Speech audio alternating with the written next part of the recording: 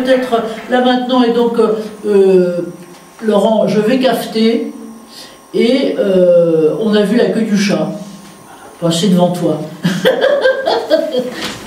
Et donc, comme je sais que tu as un chat, voilà, de temps en temps, voilà, ça c'est ça sur les visios, il y a des chats. Et, voilà. Et donc, Laurent, eh ben, on a le grand plaisir de te passer la parole. Peut-être, si tu peux, je dirais à la fois dire voilà. Donc il est là, donc il faut l'éloigner.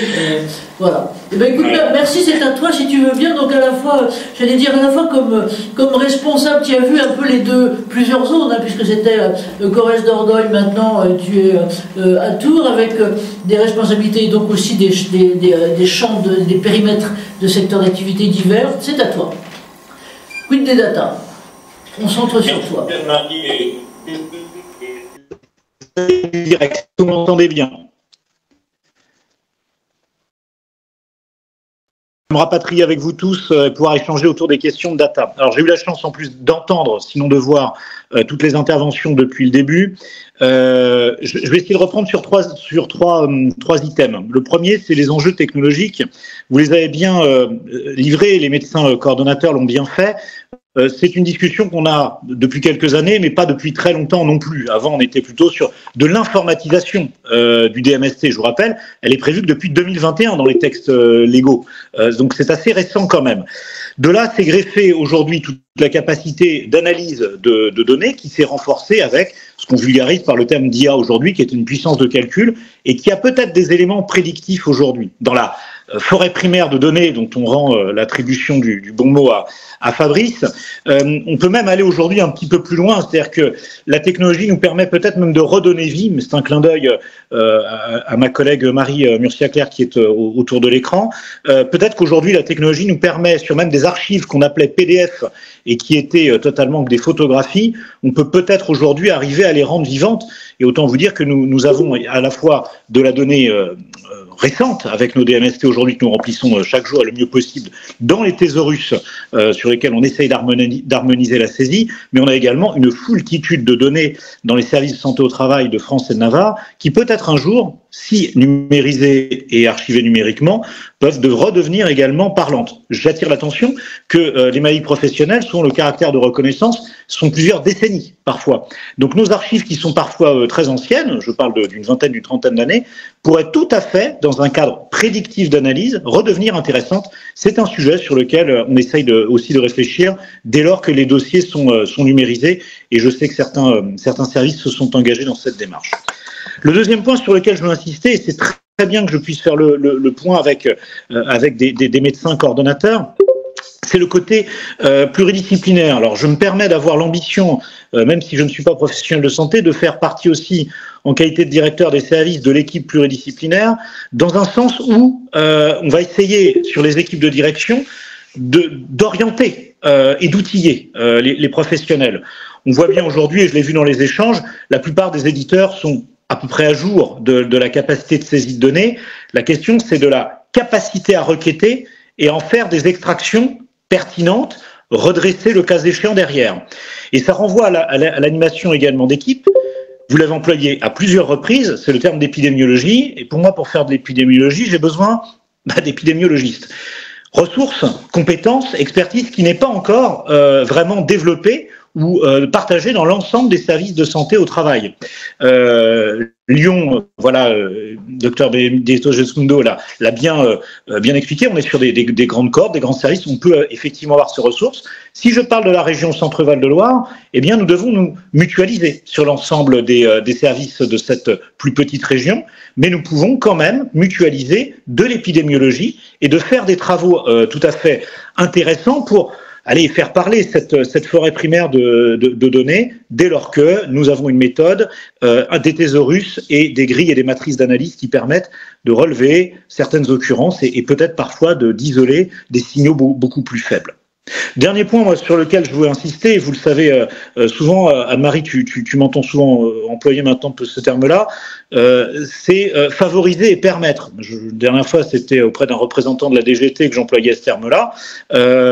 Favoriser et permettre, c'est quel est, au niveau de la profession, je parle de l'ensemble des services de santé au travail, au niveau de présence régionale et nationale, la possibilité d'accéder à ce partage de données. Et là, vous l'avez, je voyais les questions qui précédaient cette table ronde, revenaient beaucoup autour de, et la donnée, comment je la traite, comment je la gère, comment je la fais disparaître, à qui je dois la rendre, donc des questions qui sont autour de la RGPD, tout simplement. Pour ce faire, manipuler de la donnée de santé, ça se fait en santé, dans le soin, dans le sanitaire, depuis quand même de très nombreuses années. Dans le médico-social, beaucoup moins. En prévention, nous sommes au début de la ligne du Far West. On n'a pas encore franchi tout le territoire là-dessus. Et pour moi, aujourd'hui, il y a un outil technico-juridique qui est tout à fait adapté pour partager de la donnée de santé entre services. Et par-delà les questions également d'éditeurs, c'est la question de l'entrepôt de données de santé, qu'on appelle EDS aujourd'hui.